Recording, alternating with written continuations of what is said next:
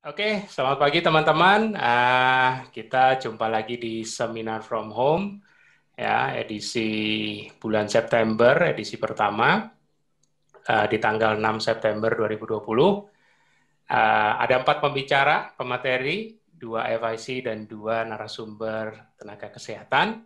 Salah satunya yang sudah sering kita tahu, salah satu tim penyusun dan satu lagi dari Prof.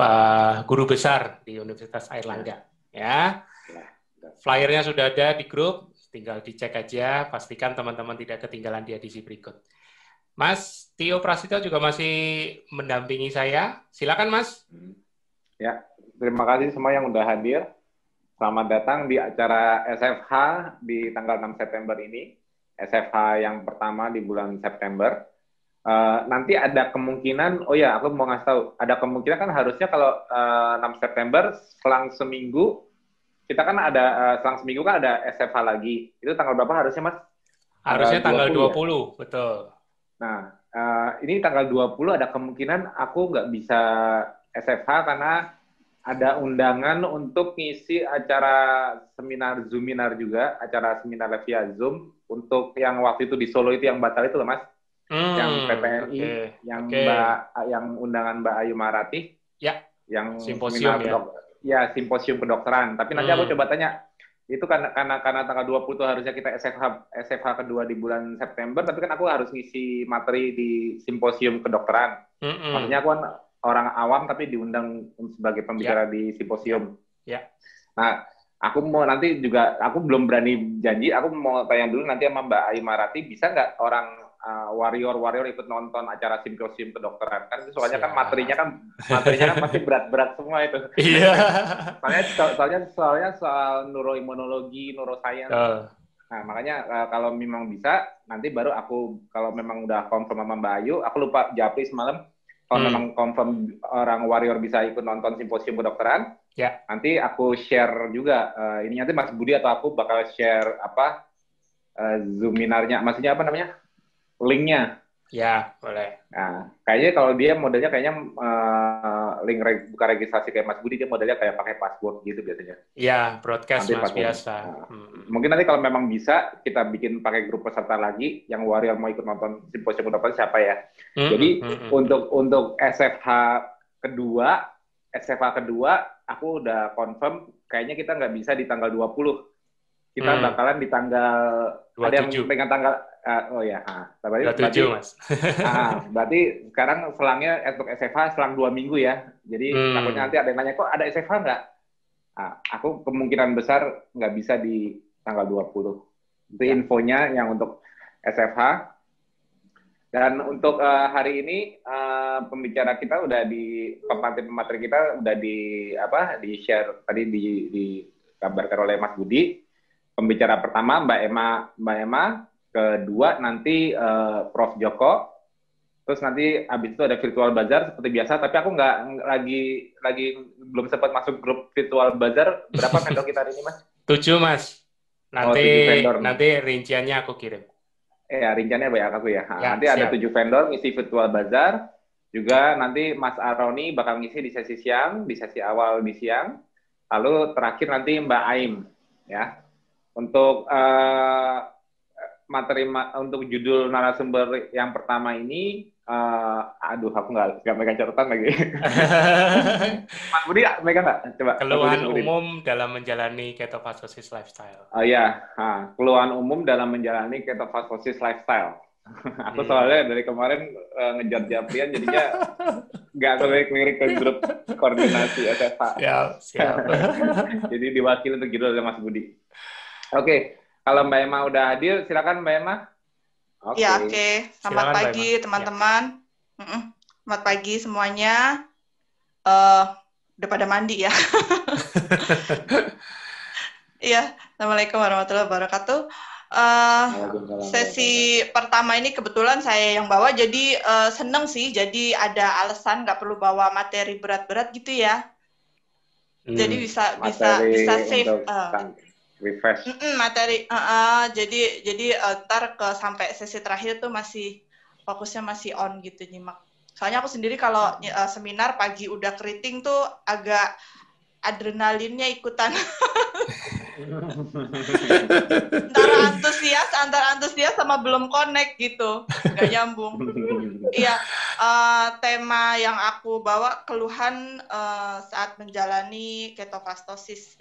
Pertama aku mesti ini dulu ya, maksudnya aku jelasin kenapa aku ambil tema ini, karena memang nggak tahu kenapa belakangan itu ada japrian-japrian yang masuk ke aku itu isinya senior, tapi pertanyaannya newbie gitu loh.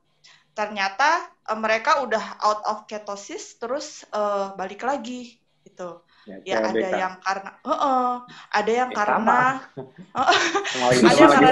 emang lagi banyak itu Mbak.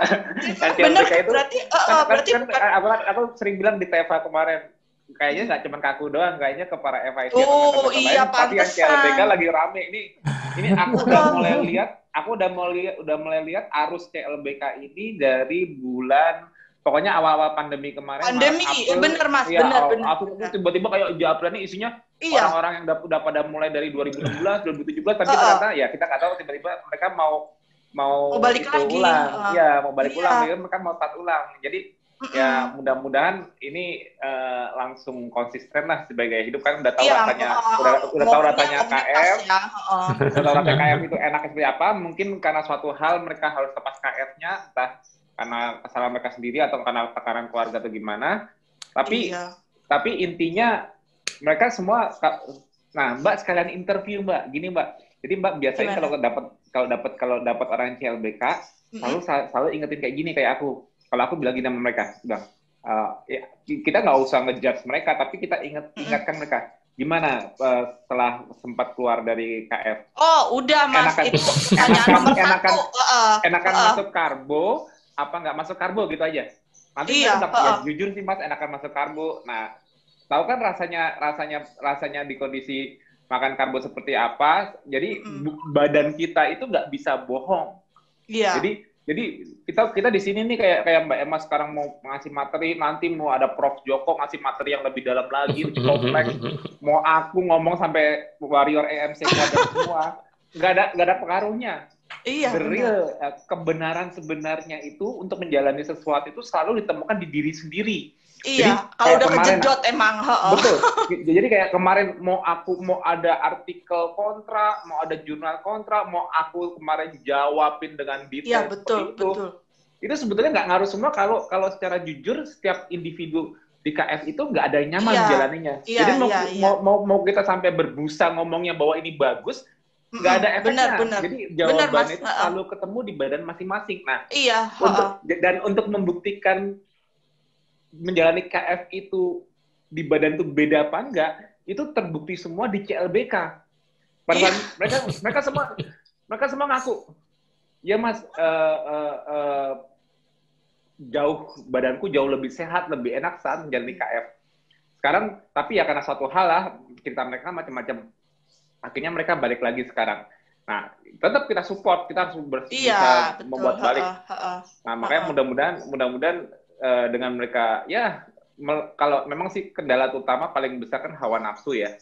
Jadi ya semua orang, ada yang mungkin beralasan saya di luar daerah dinas, saya nggak bisa ketemu makanan. Sebenarnya juga sih makanan sih gampang aja. Tapi semua kalau mau dibalikin benar-benar, kuncinya cuma satu. Sebetulnya pada saat kita KF itu kita nggak lapar loh. Kita nggak lemes, kita nggak desperate harus makan karbo karena kita nggak kuat gimana, sebetulnya nggak ada. Iya, tapi lapar mata duluan Mas, gitu. Cuma lapar mata, masalahnya benar, lapar mata.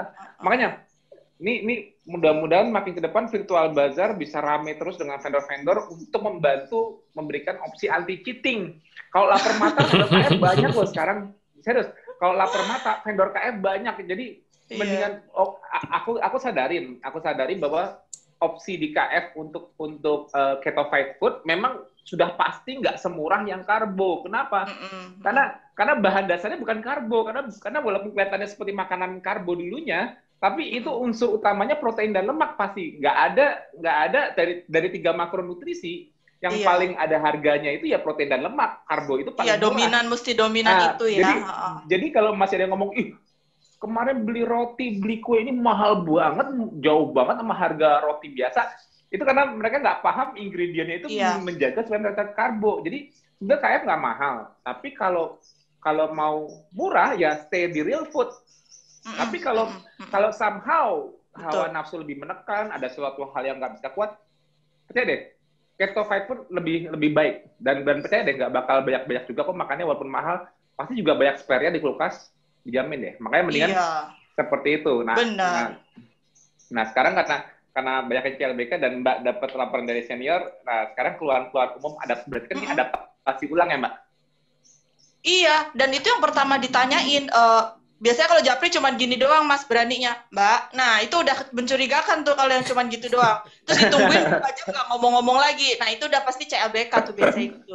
Ya. Terus gini, bagian nonton sekarang yang masih yang baru mau CLBK, atau yang mungkin sekarang yang nonton banyak yang aku nggak tahu sih, mudah-mudahan ini senior semua, tapi juga mungkin kan ada yang baru mau start CLBK, ada beberapa. Gak tadi bilangin off the record. Tapi intinya ini jangan malu untuk kembali gitu loh. Pokoknya jangan malu. Pokoknya kita kan keluarga besar di KF, selalu siap menerima, selalu siap support balik. Yang penting walaupun sempat keluar, kita semua terima untuk support balik. Yang penting disadari bahwa kita itu, karena emang ada tipe orang yang harus kejedot dulu, ada yang nggak mau kejedot, jangan sampai kejedot gitu kan. Jadi ya udah, biar dengan gayanya masing-masing aja. Ya, pokoknya kita di KF tuh welcome. Ya pokoknya siapa aja yang mau balik lagi KF, monggo kita bantu, kita nggak ada masalah. Kalau urusan dia keluar masuk itu sebetulnya kan urusan dia pribadi ya. Dia harus bisa decide sendiri mana yang lebih sehat, dan makanya kita ingatkan kembali saat menghandle orang CLBK gimana, enakan sehat di KF apa enggak, diingatkan lagi. Oh iya, kadang sih, memang mereka dulunya emang kurang pengetahuannya itu waktu itu emang mungkin dulu cuma ikut-ikutan gitu Mas banyakan, tapi begitu mereka ngelihat observe sendiri terus konfirmasi emang benar ya begini gitu. Nah baru dari situ tuh mereka lebih mantep gitu loh, mudeng gitu, udah mudeng gitu. Oh berarti salah ya dulu aku ninggalin gitu. Kayak gitu. Justru malah aku tuh bulan-bulan kapan ya, Mei. Sekarang September ya. Juli lah, sekitar bulan Juli. Itu malah di daerah luar Jawa nih ya. Ada satu daerah yang di grupnya itu malah banyak yang keluar cuma gara-gara apa? Karena ada apa gitu, pokoknya ada artikel apa yang bilang ini bahaya, cuma gara-gara gitu terus mereka keluar. Hah? Masa sih? Kenapa nggak dikonfirmasi ke aku aja? Ya di grup. Bener Mas. Di grup WA itu pada sekarang kan banyak grup, dan mereka juga yang ada menghandle grup itu juga mungkin ya minim pengetahuannya itu terus langsung diserang dengan membernya, udah langsung pada kabur terjun bebas ambiar gitu kan. Nah itu salah satu yang kedua alasanku, karena aku dengar mereka banyak disusupi gitu. Jadi keluhan-keluhan adaptasi itu disusupi sama orang luar yang entah siapa yang nggak suka temennya ikut KF, terus dia bilang, kan misalnya sembelit kan itu lu nanti bisa begini. Nah kan lu pusingkan kolesterol, jadi ditunggangin, keluhannya itu ditunggangin, terus bikin panik kan. Nah ya itu nggak pakai nanya, bubar jalan deh udah gitu. Nah pokoknya intinya mulai sekarang kalau sampai ada muncul yang kontra dan nggak ada yang bisa jawab, misalnya ada mau pakai jurnal, nggak usah artikel deh, artikel boleh, jurnal boleh. Itu sekarang aku udah, Mas Budi udah komit, kita akan angkat semua di TFH setiap ada yang yang perlu diperjelas mengenai KF. Oh ini bahaya seperti ini, bahaya seperti itu. Jadi pas itu sih memang. Forumnya pas. Aku daripada nulis belum tentu orang bisa baca semua. Tapi kalau aku sekarang, kalau YouTube aku bisa ulang-ulang, aku bisa membaca per kalimat jurnal maupun artikel sekalipun bisa aku jelaskan kalau aku dengan cara ngomong kayak gini. Terus nanti kalau setiap aku bilang yang aku jelaskan itu, kalau perlu aku tambahkan jurnal referensi saat aku repost YouTube-nya kalau perlu. Jadi bisa diulang, mau masalah kolesterol kek, mau masalah apa kek, pokoknya no worry deh. Pokoknya Memang enaknya di SFH tuh kalau buat aku ya, jadi kalau misalnya nyimak gitu Mas Tio, Mas Budi ngobrol gitu, itu kan bisa aku ulang. Kalau dulu kan kalau Mas Tio seminar aku ngerekam sendiri gitu, dan mau ngulang itu tiba-tiba ngelihat video ketiduran. Kalau di YouTube enggak gitu, jadi bisa diulang gitu. Kayaknya kalau kita memberikan ilmu dengan cara kayak gini, ya mungkin ada sebagian yang lebih senang baca ya, karena gampang di-share juga. Kalau kemampuanku, waktuku sendiri untuk menulis juga terbatas sekarang, maksudnya menulis panjang gitu, Dan kadang-kadang orang kalau aku menulis, bahasaku kadang-kadang bisa lebih sulit dibanding, jadi yang teknikal pun kadang-kadang kalau didengarkan kayak gini bisa lebih mengerti dibanding kalau dalam bentuk tulisan. Iya, karena kalau jadi terlalu teknikal banget. Kalau pakai screen gini kan melihat juga, visual juga, audio ya, juga dapat gitu. Jadi ya itu lebih belajar ya. Lebih efektif. Lebih efektif. Mudah-mudahan teknik kita saat ini dengan sering mengadakan TFH dan SFH semoga benar-benar bisa bermanfaat dan juga jadi forum, selain forum kita kopdar, juga forum untuk Q&A, tanya jawab. Jadi nyubi-nyubi juga jangan pada malu untuk ikut TFH SFH, apalagi yang nggak tahu apa itu KF gini-gini, ikut aja. Pokoknya ini forum, jadi kita kayak belajar, kayak seminar, kayak buka wawasan lah gitu ya Mas ya. Itu maksudnya kayak jadi SFH TFH itu jadi kayak seminar atau kopdar gratis yang dulunya tadinya kita harus sewa, misalnya mengundang aku, orang misalnya di Bali ngundang aku, di Semarang ngundang aku mesti nyewa gedung apa-apa, orang datang bayar tiket untuk dapat itu ya sebetulnya sih itu juga lebih bagus. Kalau itu ada lagi juga nggak apa-apa, karena kan itu lebih dekat lagi kalau kita ketemu langsung kan. Tapi sementara pandemi masih berlangsung, ini forum yang sangat bermanfaat, ilmunya bisa direpetisi, diulang-ulang terus, dapat terus. Itu malah aku bilang harus memanfaatkan TFH dan SFH. Yang mager-mager gitu sih Mas, cocok sih Mas. Ambil tiduran sambil apa gitu tetap. Aku makan waktunya Mbak ini nih jadi. Masalah aku Mas, ayo Mas lanjutkan. Mas Tio dipancing langsung diambil. Itu tadi alasan-alasan yang Mas Tio sebut itu alasanku kenapa ngangkat tema ini. Gue tuh pas banget gitu. Emang bahkan selagi sedang dalam jabaran itu. Ini diperlukan untuk newbie yang baru mulai, juga diperlukan untuk yang CLBK kembali. Jadi mereka mengerti apa yang terjadi dengan mereka. Pokoknya lanjut deh, Mbak. Tapi mereka gini loh Mas, jadi mereka tuh walaupun CLBK ya, mereka sebelum komit mau balik lagi tuh pertanyaan mereka udah gini, nanti aku ngalamin kayak waktu pertama dulu nggak gitu kan? Jadi udah keluhan itu udah ditarik ke awal gitu sama mereka gitu. Terus ya aku tinggal balikin aja waktu itu pontang-panting nggak, kesulitan nggak? Ya enggak sih, cuman males aja kan gitu. Ya udah sekarang kan pilihan kembali ke mereka gitu kan. Dulu nggak bisa ngatasin atau nggak tahu cara ngatasin atau apa kan sebenarnya itu bisa dibantu dibanding sama yang sama sekali belum pernah tahu gitu. Dan keluhan-keluhan itu kalau kita udah paham kan, Mas Tio juga selalu tekankan sumbernya itu apa. Kalau ini yang ini sumbernya ini bisa diatasi, bisa di garis bawahi, keluhan-keluhan itu nggak akan jadi dramatis gitu loh. Mereka kadang ngelihat orang duluan udah ngeper gitu, padahal orang itu mungkin ya gitu nggak dimentorin, kadang nggak mau, terus dengan asumsinya sendiri belum dicekoki informasi dari sekitar bahwa, karena aku pernah ngalamin sendiri orang yang terkapar sampai 2 bulan nggak bisa BAB, sampai didatangkan medis, terus kulitnya keluar rash sampai dengan diagnosa psoriasis, padahal baru 1,5 bulan KF. Itu kan mau detox tapi tidak berhasil gitu kan. Langsung dijudge. Memang pola makan yang sebelumnya adalah yang tiap pagi makan buah berkilo-kilo itu gitu. Nanti jadi kita kayaknya nih abis presentasi Mbak ini, kalau pas lagi karena itu kan lanjut Prof Joko. Nanti kita pas di Q&A, kita kan diskusi panel tuh. Nanti aku bantu juga jelasin fisiologi healing crisis. Nah, mudah-mudahan juga hari ini banyak tenaga kesehatan, karena banyak tenaga kesehatan juga yang tidak pernah belajar apa itu healing crisis, karena tidak ada materinya, tidak ada pendidikannya mengenai apa itu healing crisis. Tapi nanti aku menjelaskan healing crisis dari versi mereka loh. Nanti aku jelaskan. Jadi kalau ada banyak medical doctor yang nggak ngerti, kan biasanya kan kalau dari sisi kita kan gamblangnya aja secara fisik. Kalau orang nakes mungkin nggak ngerti apa itu HC. Nanti aku jelaskan secara fisiologinya terjadi apa HC, melihat secara yang sudah terdokumentasi dalam bentuk jurnal apa namanya, itu yang disebut pengganti HC itu apa namanya. Nanti aku jelaskan juga. Terus kuncinya, benang merahnya untuk agar tidak terjadi intensitasnya tidak meningkat tuh apa. Nanti ini karena itu panjang, nanti mudah-mudahan kita bahas sampai jam 12 pas Q&A ya, pas diskusi panel ya.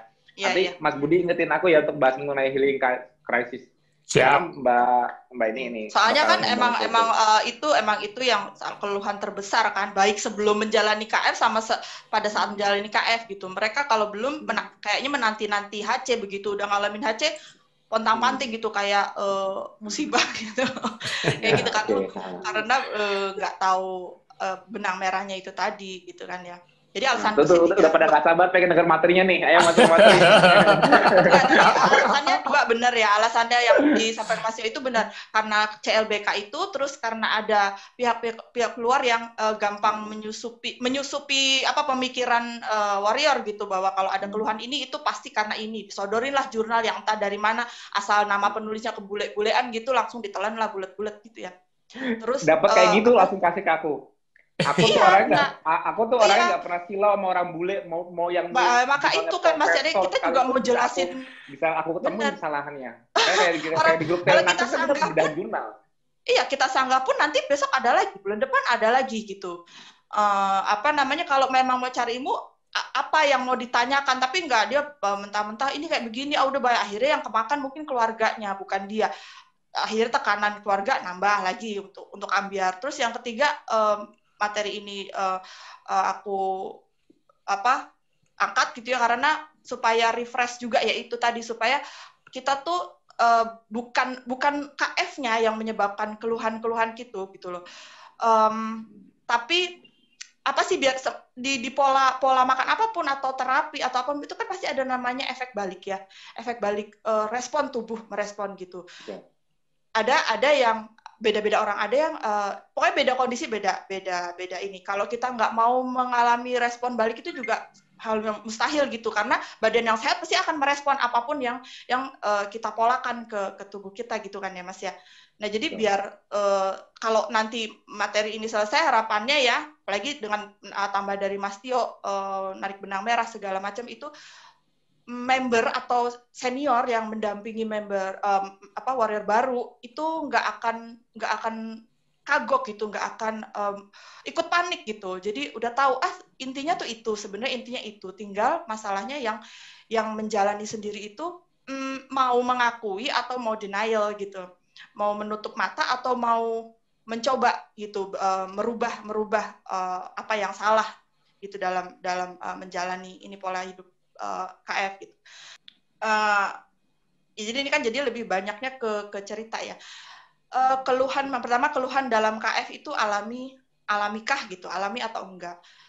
Alami kalau kita sudah mengalami gitu ya. Itu kalau kita belum mengalami, kita menurutku belum alami. Kalau ngeluh kayak misalnya, aduh harus cek GDP ya, aku takut sama jarum, nggak alami lah kalau menurutku kayak gitu.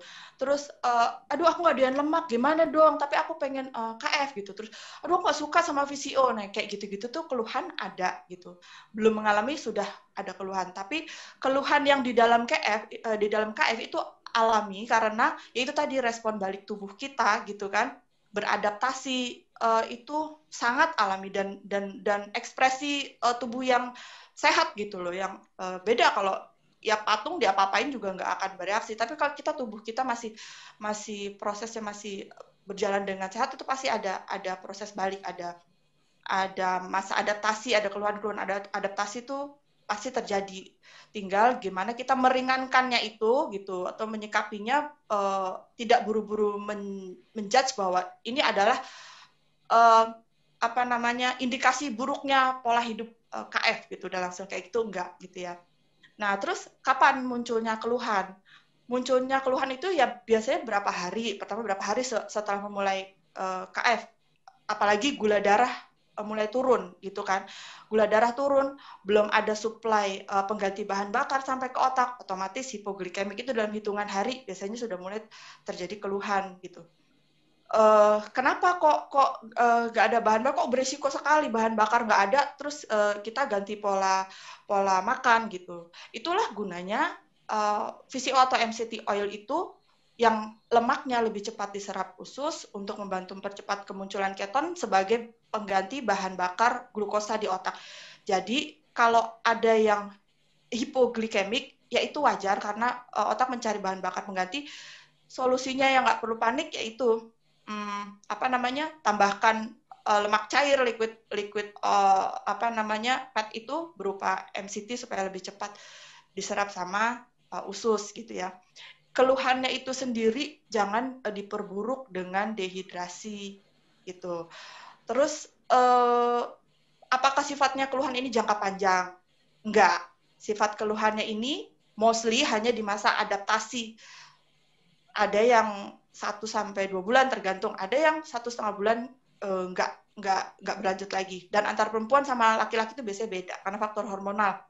Perempuan tuh biasanya lebih rewel. Jadi kalau misalnya mentoring perempuan sama laki-laki tuh, kalau laki-laki anteng aja, paling ntar dia ada keluhan kalau lagi ada misalnya healing atau apa gitu. Tapi kalau perempuan baru 1 minggu udah aduh, aku kok begini ya, aku kok begitu ya, segala macam. Nanti belum lagi ada kekacauan datang bulan, itu jadi keluhan lain lagi gitu.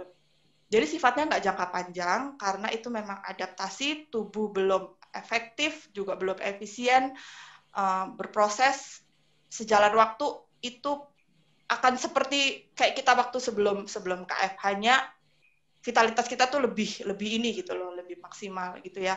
Jadi soal keluhan itu nggak ada yang sifatnya jangka panjang atau memburuk, itu nggak, kecuali kita salah menyikapi, kita nggak mau mengenali kebutuhan tubuh kita itu apa, baik sebelum KF atau pada saat KF gitu. Terus gimana mengatasi keluhan, yaitu tadi kalau masa adaptasi itu kita kan buang toksin terus ya, lewat urin atau lewat BAB. Nah, ini kalau kita bermasalah, ya udah itu ibaratnya mengatasi keluhannya jadi lebih effort lagi gitu. Tapi kalau ini lancar, ini jalur pembuangan toksin ini lancar, itu nggak akan jadi masalah. Dan pertama mengatasi keluhannya tergantung tergantung keluhan kita, misalnya apa? Misalnya keluhan kita, aduh kelingan, lemes banget gitu. Oke, itu hipoglikemik, naikkan konsumsi VCO-nya gitu. Semacam kayak itu. Jadi mengatasi keluhan itu ada remedi-remedinya, ada solusinya. Jadi bukan nggak ada sama sekali solusi. Keluhannya itu mayoritas sama, gitu-gitu aja sebenarnya gitu. Kecuali ada yang berkaitan dengan riwayat kesehatan yang berat, yang beda-beda saat peluruhan glikasi dan sebagainya. Nah, ini yang di masa adaptasi, itu biasanya keluhannya kayak lemes, gemeter gitu ya, mual gitu, kadang-kadang sampai muntah gitu. Terus suka nggak sadar, itu buang airnya intensitasnya lebih banyak dari sebelum KF. Lupa ganti asupan mineral gitu. Minum, tapi minumnya ya seneng, enak nih mumpung bisa minum kopi, dulu nggak bisa, terus dia minum kopi aja gitu kan, yang penting nggak ada kalori, terus minum ngeteh aja gitu. Gimana mau ketemu mineral yang cukup di situ gitu kan. Kalau aku kadang sarannya ke warrior, teman-teman yang mulai KF tuh diikat dengan garam airnya gitu, itu beda. Pertama dia nahan lapar juga gitu, nggak tahu kenapa dia nahan lapar. Terus nggak akan terasa dehidrasi. Jadi namanya kelingan itu paling cuma 1-2 hari pertama, abis itu minum terus air yang cukup, mineral diikat, itu udah sangat membantu keluhan adaptasi. Terus kadang kram gitu kan ya, ada keluhan kram, otot lemes, tiba-tiba menaik tangga nggak kuat gitu, atau nyangklong tas terasa aduh kok lemes ya gitu. Nah, itu ada magnesium yang kebuang saat kita saat toksin dilepas kan, BAK terus gitu. Itu kalau di awal-awal adaptasi, selain makan dari makanan ya, kayak alpukat, salmon tuh kan yang ada magnesiumnya, biasanya nggak apa-apa sih minum konsumsi suplemen magnesium untuk sementara, untuk bantu pemulihannya. Terus kadang masnya juga membolehkan kita ganti elektrolit dengan Pocari yang biru muda itu ya, itu sekedar untuk mengkoreksi dulu elektrolitnya supaya keluhan nggak bertambah buruk, berakhir infus gitu. Biasanya kalau yang getting worse ditahan-tahan, tapi juga nggak mudeng, kalau itu dehidrasi akhirnya harus dilarikan ke rumah sakit, kena infus 2 hari atau sehari gitu, kadang ya udah ini lagi sih, jejak lagi gitu. Nah, itu di masa adaptasi. Terus keluhan rambut rontok juga kan, itu yang bikin banyak yang karena rambut rontok itu memilih out of ketosis gitu, karena udah bayangannya akan botak dan segala macam. Namanya kita lagi loss kalori banyak ya, itu bagian dari adaptasi kan, loss kalori banyak. Sel-sel itu berganti untuk akhirnya dibuatkan yang lebih kompatibel lagi gitu, yang lebih sehat lagi, lebih bagus lagi. Kayak halnya orang kemoterapi juga kan, kalau kemoterapi itu yang pertama dihantam kan usus dan rambut gitu, itu sama juga. Tapi di sini bukan terus musim gugur lalu tiada akan pernah bersemi gitu. Nyatanya yang sudah menjalani KF lama itu rambutnya itu lebih kuat, lebih ikal gitu ya, dan akhirnya malah tidak pernah mengalami kerontokan gitu. Ya itu tadi kekurangan mineral gitu, misalnya kadang itu nggak kita sadari, bukan karena KF membuat seseorang itu kekurangan mineral, enggak. Sebenarnya waktu kita masih carbo eater juga kita tuh sebenarnya banyak loss magnesium gitu. Banyak orang tuh sebenarnya mengalami defisiensi magnesium, cuman nggak sadar gitu. Termasuk saya baru dapat ilmunya, baru nyadar itu setelah dijelaskan oleh Mas Tio. Jadi selama ini walaupun makan karbo kita tetap kekurangan mineral gitu loh. Begitu sudah dikoreksi dan kita tahu sumber makanan apa yang kayak itu dari hewani. Makanya Mas Tio kali suka banget salmon itu juga karena perlu untuk otot ya. Kayaknya gitu. Nah itu akhirnya terkoreksi gitu. Kita jadi paham kapan kita defisiensi mineral itu kita sadar. Walaupun kita sudah berjalan beberapa lama KF itu kadang kita tetap mengalami, apalagi perempuan ya saat datang bulan itu kan ngedrop gitu. Nah itu kita jadi sadar keluhan begini tuh kita lagi defisiensi gitu. Terus kita tahu harus apa gitu, harus gimana supaya mengkoreksi itu gitu. Terus apalagi keluhan sembelit ya, sembelit itu paling umum gitu. Atau diare terus menerus. Nah kalau yang diare ini sebenarnya malah senang gitu ya. Artinya pembuangan toksinnya lancar banget gitu. Bahagialah orang kalau diare di awal adaptasi gitu. Atau enggak saat healing sekalipun tuh bahagia banget. Cuman kan enggak semuanya begitu.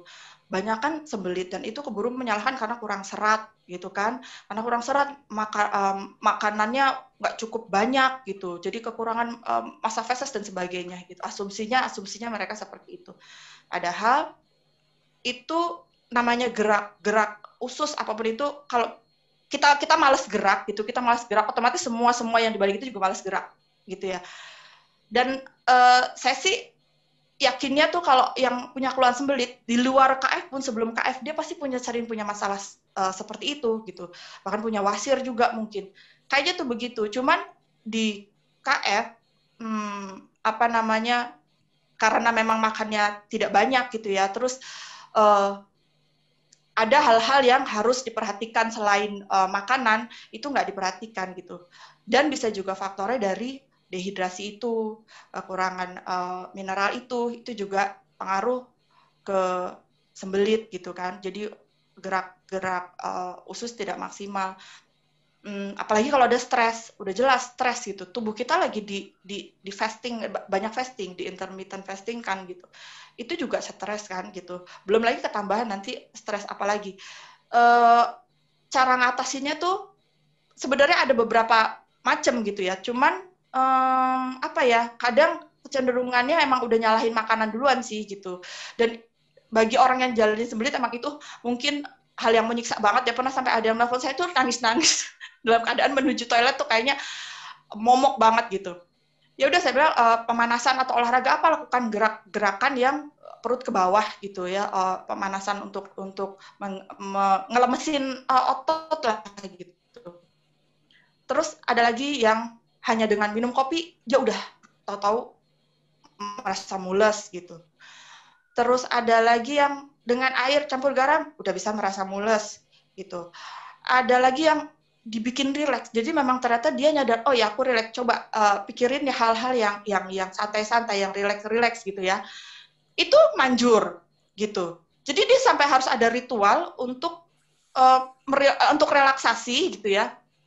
Di masa adaptasi aja, setelah itu sih alhamdulillah mereka nggak ada keluhan-keluhan yang sembelit sampai bolak-balik japri itu enggak. Kalau sampai itu nggak mempan juga, biasanya disarankan itu ya pakai mikrolak atau teh daun jati, itu sifatnya sih sementara aja, nanti sejalan waktu juga itu hilang gitu. Itu balik ke normal lagi. Meski makannya sehari cuma sekali, tetap BAB-nya akan rutin gitu. Nggak akan jadi yang akumulasi itu seminggu sekali, nggak akan kayak gitu. Semua itu bagian dari keluhan adaptasi. Yang penting jangan dibiarkan gitu. Kalau udah tahu sembelit jangan dibiarkan, diatasi dulu. Terus kita menenangkan ini masa-masa adaptasi itu menenangkannya kita bahwa ini tuh nggak lama gitu, ini bagian dari respon tubuh gitu, supaya kita jadi juga tahu sembelit itu ada faktor lain selain tidak makan serat misalnya. Iya, ada stres, ada defisiensi mineral, atau ada kurang cairan gitu. Gimana? Atau kurang gerak, kurang olahraga juga itu bagi sebagian orang yang udah merasakan itu sangat pengaruh gitu. Ketika olahraga di pagi hari sama enggak, itu beda gitu. Nah, terus kalau keluhan lain di masa adaptasi itu ya itu aja sih, rata-rata keluhannya seperti itu. Terus nanti masuk lagi pada saat peluruhan glikasi. Sebenarnya ini bagian dari healing ya, namanya tubuh kita dibuat jadi pintar. Itu setiap hari ada recycle gitu, proses recycle, proses detox. Cuman pada saat masa-masa adaptasi, tubuh belum efektif gitu, membuang detox tuh masih belum belum, kan banyak besar-besaran gitu ya, jadi belum dilarikannya jadi kemana-mana. Nah itu tadi kalau jalur detoksnya BAB sama BAK-nya nggak diperhatikan dengan fokus ya, dianggap hal sepele, akhirnya toksin yang harusnya keluar lewat situ kemana-mana, ke kulit lah gitu kan. Yang paling nggak enak tuh kan ke kulit ruam bisa sampai lama, dan dia akan terus nyari detox tuh akan terus berlangsung, sedangkan jalur tertutup dibiarkan gitu. Dia merasa nggak perlu minum, aku udah minum banyak kok gitu. Minum banyaknya itu sampai lupa ketika dibuang dia harus buru-buru mengganti. Terus sembelit dibiarkan sampai lewat 2 hari gitu. Karena fokus pada rasa sakit ya gitu. Mereka fokus pada rasa sakitnya itu, nggak fokus pada gimana. Mungkin memang karena kurang edukasi atau pemahamannya masih awam bahwa itu adalah detox, dia butuh keluar, racun itu butuh keluar gitu ya. Nggak semua orang bisa diare gitu. Nggak semua orang seneng minum banyak itu, enggak. Jadi kadang aku udah merasa cukup minum. Aku dulu kalau minum segini di carbo eater, kita haus, kita bisa minum es jeruk, kita bisa minum es teh manis, haus hilang, sekedar haus hilang gitu. Perkara mineral tercukupi apa enggak, kita sampai nggak ngeh itu gitu kan. Di sini kita butuh membuang racun gitu, membuang racun, dan butuh bantuan cairan yang benar gitu untuk detox. Nah akhirnya yang tadinya healing itu jadi dramatis gitu. Padahal sudah udah normal, sebenarnya itu proses normal gitu ya, tapi yang membuat dramatis adalah ketika kita lebih fokus ke rasa sakitnya daripada nyari jalan keluarnya. Konsumsi lemak harus ditambah supaya liver cepat detox. Ini makan, nggak nafsu makan ya, emang orang kalau lagi sakit nggak nafsu makan ya. Terus nggak bawa tidur gitu ya, nggak bisa tidur, rasanya nggak bisa tidur. Pokoknya akan banyak excuse yang dimunculkan seseorang ketika dia terlalu fokus sama rasa sakit gitu.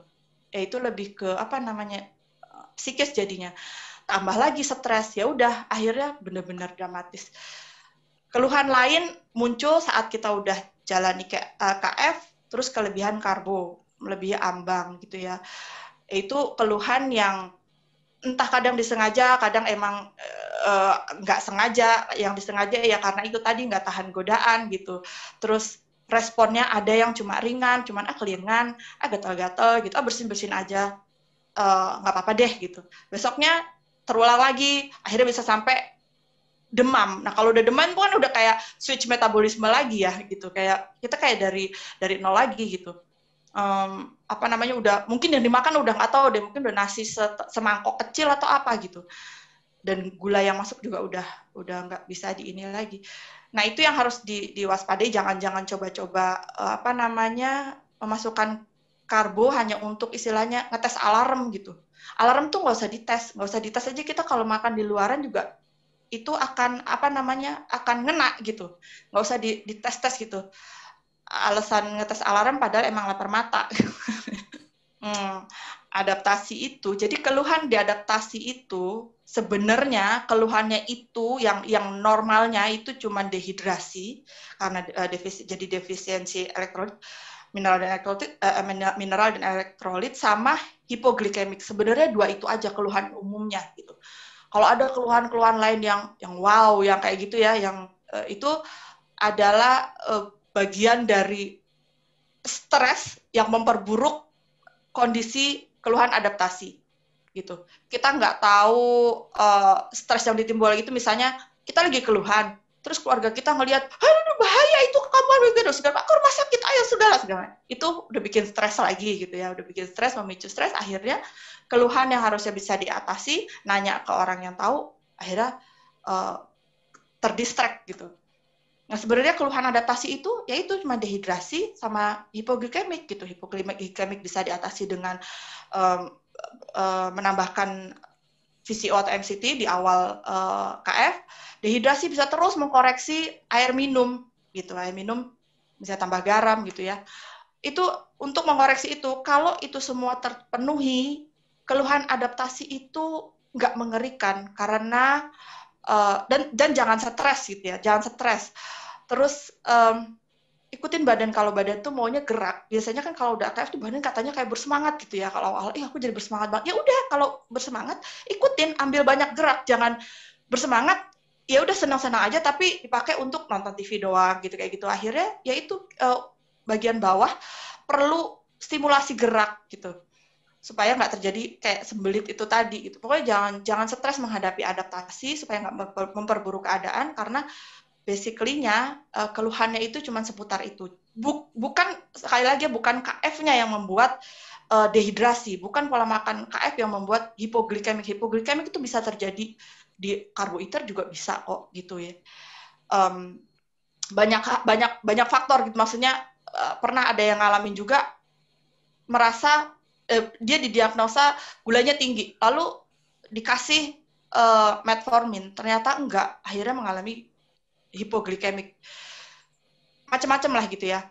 Terus dehidrasi, walaupun kita nggak KF juga mengalami dehidrasi ya, contohnya itu, tapi kita nggak sadar total lemas atau apa, sebenarnya itu bisa dialami siapa aja gitu yang memang kekurangan cairan. Jadi bukan KF-nya yang membuat keluhan ini muncul gitu, keluhan ini menyiksa orang yang menjalani KF gitu. Itu semua proses yang akan berlalu gitu ya, berlalu setelah semuanya setelah tubuh sudah efisien menyimpan cairan, setelah otak sudah punya bahan bakar pengganti keton, sudah nggak mengandalkan glukosa lagi, itu semua back to normal gitu. Bahkan bedanya adalah dengan kondisi yang lebih baik gitu ya. Nah, ini healing crisis nanti ditambahin sama Mas Tio nih ya. Jadi biar komplit lah gitu. Apakah healing crisis harus terjadi? Itu sekali lagi itu proses normal gitu ya. Healing itu harus, kalau yang namanya healing ya harus terjadi. Normalnya setiap hari manusia memperbaiki sel. Itu normalnya kalau tubuhnya sudah dipintarkan gitu ya. Nah, apakah healing itu terjadi? Tapi yang jadi krisis adalah ketika memang belum efektif membuang racun gitu. Karena belum efektif itu, dan itu terjadinya di awal, jadi keluhannya itu banyak banget dan continuous gitu, kayak misalnya habis ini terus ini. Padahal keluhan yang muncul itu biasanya nggak jauh-jauh dari riwayat kesehatan yang pernah terganggu yang kita alami, dari mulai yang terakhir, riwayat terakhir yang kita sebelum kita sakit sampai mungkin kita anak-anak dulu gitu ya, itu sebenarnya diperbaiki gitu. Cuman kadang ada yang muncul dimunculkan lagi keluhannya, ada yang enggak.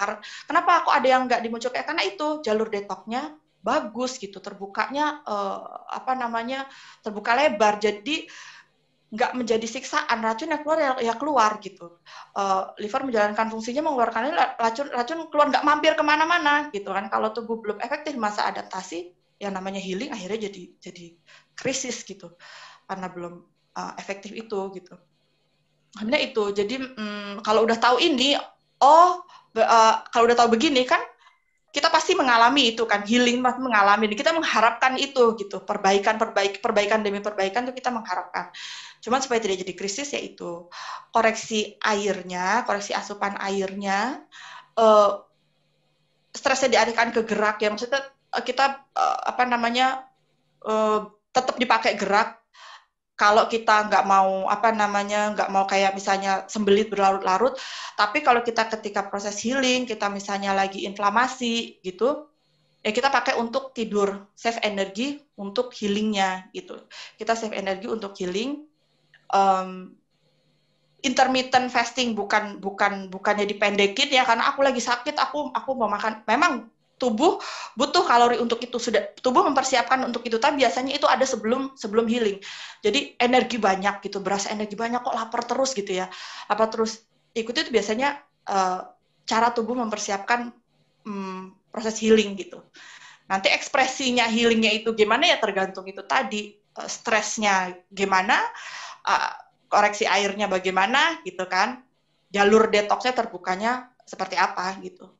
Nah, kapan terjadinya healing krisis itu hanya tubuh yang memutuskan gitu. Kita nggak bisa, aku pengen besok healing gitu kan, nggak bisa ya. Atau ya kayak gitu, kita nggak bisa. Tetapi healing terjadi ya sebenarnya proses recycle, memperbaiki sel itu terjadi setiap hari. Kapan terjadi krisisnya? Ya itu tadi, kalau sampai pakai krisis berarti ada yang masalah dengan jalur detox gitu. Terus berapa lama inflamasinya? Biasanya nggak lama, biasanya ada yang 2-3 hari gitu ya, terus mereda lah, berkurang sakitnya. Ada yang memang sampai lama gitu. Ada yang sampai seminggu gitu. Tapi itu pun cara mengatasi inflamasi kan juga ada, di bawah tidur, kecukupan lemaknya, atau kaldu lah, kalau emang nggak nafsu makan biasanya diperbanyak kaldu ya gitu, supaya detox cepat keluar. Terus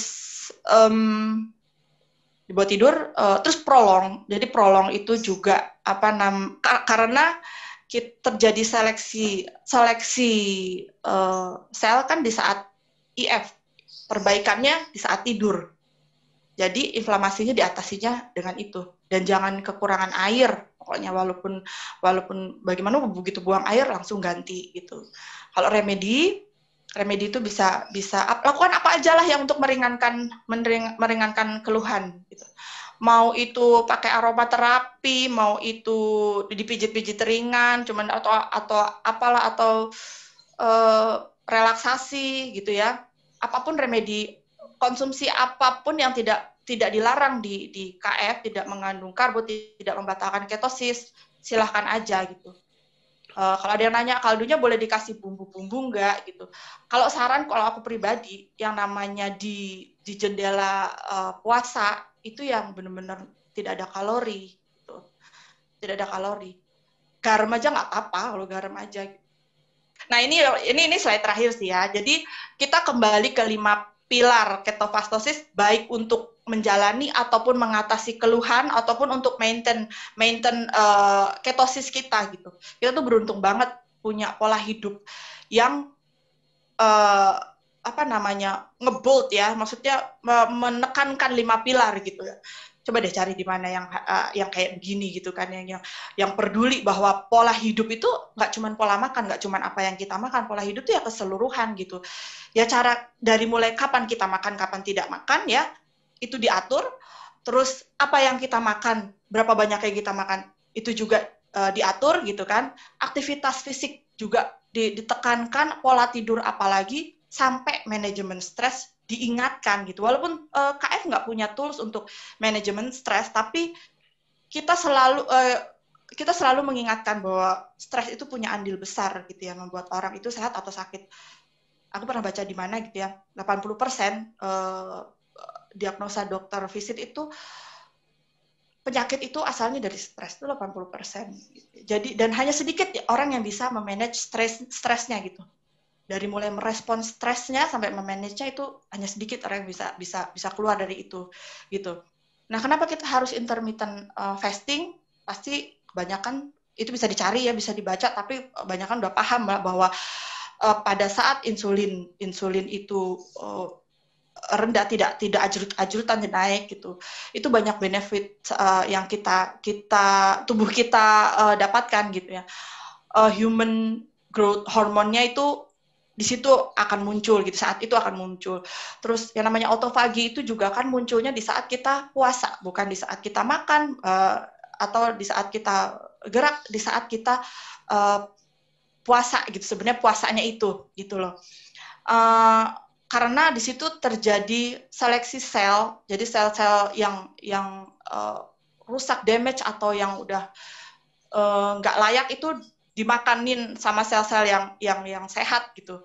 Jadi itu terjadi seleksi sel, itu gambaran awamnya kayak gitu ya, terjadi seleksi sel di situ. Terus dengan IF juga otomatis inflamasi itu ditekan. Makanya tubuh kita yang ketosis itu tubuh yang anti-inflamasi. Sebenarnya powernya ada di intermittent fasting itu, gitu. Power KF di situ sih ya sebenarnya. Kalau menurut aku sih nggak tahu ya, emang kayaknya sih begitu. Powernya di situ karena jadi tubuh jadi nggak gampang inflamasi gitu ya.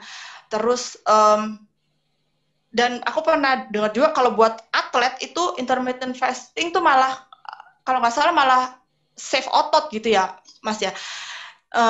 Bukannya buang-buang bukannya kalau orang bilang ada yang bilang ntar ototnya nyusut loh, kan ada kayak gitu ya. Kenyataannya nggak begitu gitu. Kenyataannya kalau di yang baca dulu malah itu intermittent fasting dipakai untuk save. Lemaknya dibakar tapi ototnya di save. Itu kalau nggak salah aku pernah baca kayak gitu ya. Yeah. Terus apa lagi ya? Oh ya, apa namanya? Karena kalau nggak salah save ototnya itu karena pakai keton ya, ototnya itu energinya dari keton, bukan glukosa lagi. Nah, terus yang kedua rendah karbo. Kenapa rendah karbo? Ya udah tahu karena kita tidak mau membuat basal insulin itu tinggi, karena kalau kita makan tinggi karbo, basal insulin tinggi, itu yang namanya hormon HSL, hypersensitif lipase.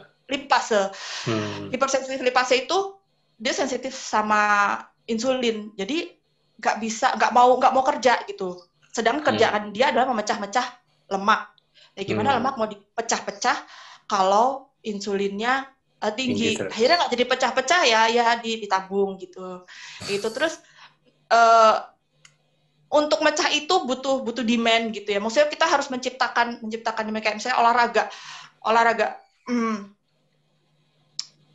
Hormon itu otomatis adrenalin ya, kalau maksudnya adrenalin itu memicu aktifnya HSL ini gitu loh. Semakin kita banyak gerak di apalagi pada saat puasa ya, kita gerak, kita olahraga, kita memerintahkannya pecah-pecah lemak gitu kan.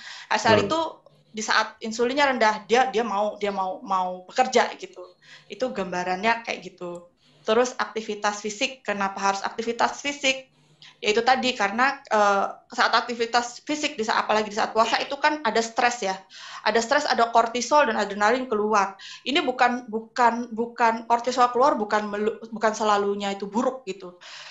Ini bagian dari ekspresi yang sehat gitu, tapi dari stres yang seperti apa gitu. Kalau stres ini kortisol muncul terus-menerus non-stop dan dihasilkan dari stres dari luar yang sifatnya terus-menerus udah kronik gitu, itu udah nggak sehat lagi gitu. Tapi kalau untuk dari aktivitas fisik itu normal gitu ya. Terus pola tidur. Kenapa sih kita sering dikoreksi pola tidurnya gitu di KF. Kalau misalnya kita ada keluhan, sering kan dengar senior atau sepupu bilang tidurnya dikoreksi. Kadang orang mikir, klise banget sih nasihatnya gitu, suruh tidur gitu kan. Itu gini ya, kita kan mengatur pola hidup lifestyle, bukan cuma makan, bukan cuma aktivitas gerak, termasuk tidurnya.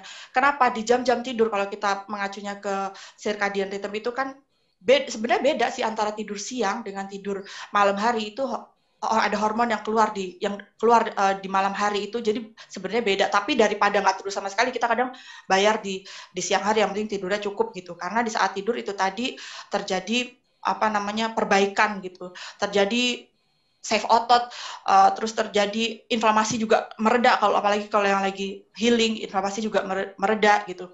Terus itu kayak survive, cara tubuh survive juga gitu. Dia men-save energi untuk imun yang barangkali sedang membutuhkan untuk fight penyakit gitu. Kalau kita gerak terus, biasanya kan kerasa sakitnya di badan. Jadi kita memang kalau sakit tuh susah tidur, tapi begitu kita sakit itu mereda, dimanfaatkan untuk tidur. Dan waktunya tidur sebenarnya memang harus tidur gitu ya. Sesekali emang kadang begadang, aku pun juga gitu, sesekali kadang kelewat begadang. Ya itu akhirnya konsekuensinya dibayar setelah pagi gitu. Tapi kalau dijadikan pola hidup tidur malam, berarti pola hidupnya bukan KF kalau menurutku gitu loh, bukan nggak memegang gitu. Ini kaitannya akhirnya nanti sama kortisol juga gitu. Sedangkan kita mengharap pada saat terjadi healing, ekspresi healing yang dramatis itu kita maunya kita cepat reda. Tapi kita tidak mau meriset pola tidur kita yang lama, senang begadang, harusnya diriset biar bisa tidur jam segini, bangun segini. Biasanya gitu. Kalau kita udah biasa tertib terus kita agak ngelanggar, itu nanti kayak kita ngeriset lagi, agak effort lagi gitu. Jadi kalau udah yang biasa tertib udah dibuat seperti itu. This is my lifestyle gitu loh. Maksudnya ini pola hidupku. Kenapa sih tidur cepet kayak anak bayi gitu? Ya udah nggak apa-apa, biarin aja orang bilang begitu. Ini gaya hidupku. Aku membutuhkan sesuatu dari tidurku gitu loh. Nah kayak gitu. Jadi apa namanya? Kalau yang bilang tidur itu nggak jadi bagian penting dari menekan inflamasi, ya berarti nggak paham gitu, nggak memenuhi hak tubuhnya gitu. Jadi ya jangan jadi ambil konsekuensinya kalau tubuh juga bereaksinya tidak seperti yang kita harapkan gitu. Terus manajemen stres, ini kan tidak ada di KF ya tools-nya, tapi kan kalau kayak Mas itu pasti mengalihkan stres ke nge-gym gitu ya. Manajemen stres itu sebenarnya kalau kita tahu kita ini bisa jadi sumber stres di awal, kita merespon stresnya itu pada saat masalah itu terjadi, itu meminimalisir stres berakumulasi gitu. Cuman orang kadang kan banyak kan yang nahan gitu ya, ditahan-tahan dulu sekuat-kuatnya gitu, akhirnya tahu-tahu udah timbul keluhan, dan ketika diingatkan coba stresnya dikoreksi, enggak, aku enggak stres gitu. Oh ya gitu, tapi ketika dicek tensinya tinggi, gimana bisa bilang nggak stres? Pasti ada stres, entah stres lagi nahan sakit di tubuhnya atau stres ada beban pikiran yang nggak bisa dia jelaskan sendiri gitu. Yang jelas itu ada stres. Dan biasanya psikosomatis juga kan, perempuan-perempuan yang menderita psikosomatis itu biasanya kalau dicek penyakitnya nggak ada gitu. Tapi ternyata kalau digali gitu, dia kayak misalnya, oh iya saya trauma, saya punya ini, saya mau ini. Itu artinya stres yang terlambat dikeluarkan gitu. Akhirnya dilarikan ke bagian-bagian tubuh. Nah, perlunya manajemen stres ini, maksudnya jangan kalau kita ya semua nih, teman-teman Wario saling ngingetin, kalau kita ngingetin stres, jangan dianggap teman itu ngeledekin kita orang stres gitu. Kadang kita nggak mau dibilang stres karena emangnya gue orang stres gitu. Kita nggak suka, padahal akuin aja, iya ya apa ya, dicari, mumpung ada yang ngingetin, dicari ya. Apa ya stres gue ya? Coba gue tekan, gue minimalisir gitu ya. Dari sekian penyebab stres, gue ambil 1, 2, 3 gitu. Terus nanti diperhatikan, diimbangi dengan pola tidur gitu ya. Percuma ngaku nggak stres, tapi tidurnya begadangan, terus tiba-tiba ada keluhan diratapi terus. Itu percuma lah gitu. Siapa aja nggak akan bisa menjawab solusi itu, dokter sekalipun, kalau bukan kita sendiri gitu. Dokter kan nggak tahu tidurnya bagaimana, tidur ya saya tidur gitu kan. Stresnya saya nggak stresnya, nggak mikirin apa-apa gitu. Ya itu yang jadi penyebab memperburuk keluhan gitu. Jadi kita positif aja menyikapi reminder dari teman-teman. Kalau misalnya kebablasan karbo, kita keluar keluhannya seperti alarm, ya udah akuin itu, terima itu. Sama kalau kita kurang olahraga, kita jadi gampang lemes, ya udah akuin itu gitu. Terus kalau kita kok berat badanku ini ya belakangan gemuk banget ya, oh ternyata emang nggak pernah IF gitu, ya udah itu akuin. Sama ketika kita kurang tidur, kita harus akuin tapi koreksi. Ketika kita ada stres, ya udah kita diingetin, terima, terus kita atasi gitu loh. Kita garis bawahi itu. Oke, sekarang dari sekian ini intermittent fasting aku udah oke, rendah karbo aku udah, aktivitas udah, pola tidur aku benar. Coba berarti kok masih keluhan terjadi ya? Berarti ada di stres gitu. Desi, aku sih sampai situ aja supaya Mas Tio bisa nambahin lebih banyak ya, karena ini udah lewat waktunya. Gitu aja Mas Budi, mudah-mudahan teman-teman nangkep ya maksudnya aku maksud gitu. Siap. Thank you untuk